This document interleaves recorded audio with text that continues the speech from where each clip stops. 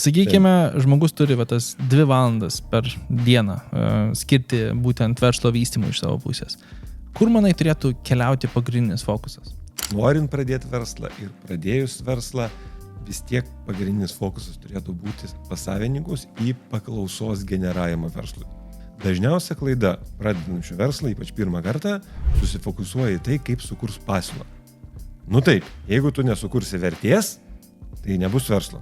Bet jeigu tu sugebėsi sukurti vertę, bet niekam iš tavęs tos vertės nereikia, irgi nebus verslo. Tai dabar sukurt pasiūlą nėra sudėtinga, bet kaip aš sugeneruosiu paklausą tą savo pasiūlai sukurtai, kam aš parduosiu ir žiūrėt, ar aš gebėsiu generuoti paklausą. Nes dabar būna, pradėsiu verslą, ir dabar pasamdau marketingo agentūrą ir dabar man Facebooką sumetus pinigus ar Google, čia viskas turėtų ateiti klientų.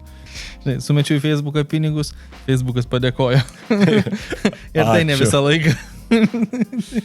Ir agentūra sakė, labai gerai.